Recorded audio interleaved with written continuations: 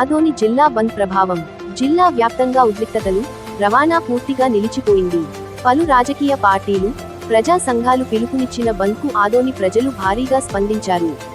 ఉదయం నుంచే దుకాణాలు, వ్యాపార సంస్థలు పూర్తిగా మూతపడగా, రోడ్లపై వాహనాల రాకపోకలు దాదాపు లేకుండా కనిపించాయి. చోటు చేసుకున్న ర్యాలీలు, ధర్నాలతో ఆదోని పట్టణం పోరెత్తింది. బంద్కు కారణమైన సమస్యపై వెంటనే చర్యలు తీసుకోవాలని ప్రజలు, ప్రజా సంఘాలు ఏకకంఠంతో డిమాండ్ చేస్తున్నారు. పోలీసులు అప్రమత్తంగా మోహరించినప్పటికీ ప్రజల స్పందనతో బంద్ పూర్తి స్థాయిలో అమలైంది.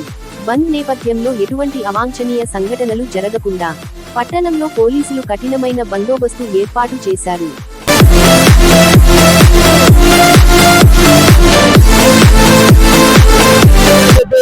దాదాపు 25 రోజుల నుంచి నిరాదేశ చేస్తూ ఈ రోజు ఆదోని బంద్ ఇవ్వడం జరిగింది.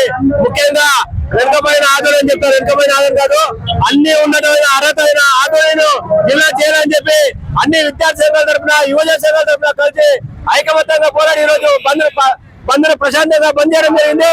ముఖ్యంగా ఇప్పుడున్న ప్రభుత్వం ఆదోని జిల్లాను ప్రకటించాల్సిన అవసరం ఎంతలో ఉంది. ఆదోనిలో అన్ని అభివృద్ధి పనులు చెందాలంటే మనకి ఆదోని జిల్లా కావాలా, ఆదోనిలో విద్యా వైద్యం రావాలంటే ఆదోని జిల్లా కావాలి, ఆదోనిలో వ్యాపారం బాగా మంచి కావాలంటే ఆదోని జిల్లా కావాలి. మనందరూ కూడా అందరూ కలిసి పోరాల్సిన అవసరం ఎంత ఉంది. ఆదోని జిల్లా ఇంతవరకు ప్రాణాలను అర్పిస్తాం, ఆదోని జిల్లా సాధిస్తామని చెప్పి కూడా ఈ సభకు తెలియదు. నా పేరు ఫయాజ్ అహ్మద్.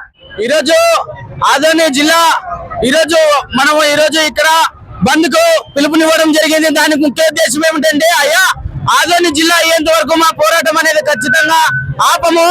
ఆదోని జిల్లా వస్తే మాకు ఉపాధి వస్తుంది, మాకు విద్య వస్తుంది, మాకు వైద్యం దక్కుతుంది.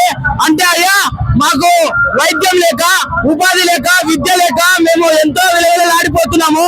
రైతులు 6 నెలలు అయిపోయిన తర్వాతకి అదే రైతులు సుఖికి వెళ్ళి ఎక్కడికెక్కడికో వెళ్ళి పని చేసుకునే అవసరమే లేదు. ఆదోని జిల్లా అయితే మేము మా కడుపు నిండా ఖచ్చితంగా అన్నం తింటాము.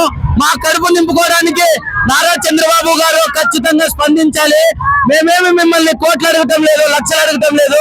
మాకు కావాల్సిన జిల్లా మాకు ఇవ్వండి, మాకు కావాల్సిన ఉపాధి మాకు దయచేయండి, మాకు కావాల్సిన విద్యను మాకు దయచేయండి అని అడుగుతా ఉన్నాము. అయ్యా ఇన్ని రోజులు మేము నిరాహార దీక్షలు చేసినా, ఇన్ని రోజులు బంధులు ప్రకటించినా, ఇన్ని రోజులు ఎన్నో ఉద్యమాలు చేసినా మీరు పట్టించకపోవడం అనేది, చాలా మొండిగా ప్రవర్తించడం అనేది ఇది తగని సమన్వయం కాదని తెలియజేస్తున్నాను. ఇలాగే మీరు ప్రవర్తిస్తే ఖచ్చితంగా ఆదోని జిల్లా అయ్యేంత వరకు ఆదోని నుంచి అసెంబ్లీ ముట్టడించడానికి కూడా ముందుంటామని డిమాండ్ చేస్తున్నాను. నా పేరు ప్రదీప్, డిఎస్ఎఫ్ జిల్లా అధ్యక్షుడు.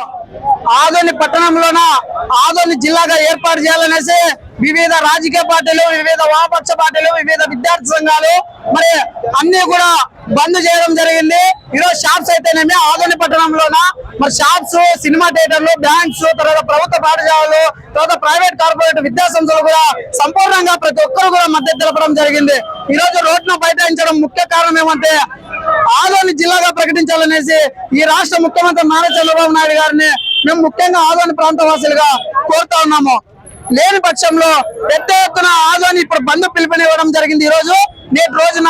కావున వచ్చే రోజుల్లో కూడా ఈ ఉద్యమాలు మరింత ఉద్రిక్తం చేస్తామనేసి తెలియజేస్తా ఉన్నాము. ఇప్పటికైనా ఆదోని గతంలోనే వెనక్కి నెట్టేశారు ఆదోని ప్రాంతాన్ని, ఇక్కడ అభివృద్ధి చెందలేదు గత కొన్ని సంవత్సరాల నుంచి. ఇప్పటికైనా మన ఆదోని జిల్లా చేయాలనేసి ఈ రాష్ట్ర ముఖ్యమంత్రి గారిని కోరుతూ, అలాగే ఆయా నియోజకవర్గాల నుంచి కూడా బంద్ ప్రకటించడం జరిగింది. ఆలూరు, మంత్రాలయము, పత్తికొండ ఈ నియోజకవర్గాల నుంచి కూడా ఆదోని జిల్లా కావాలనేసి ప్రజలు సంపూర్ణంగా కోరుకుంటా ఉన్నారు. నా పేరు ఉదయ్ కుమార్, ఆదోని ప్రాంతవాసి.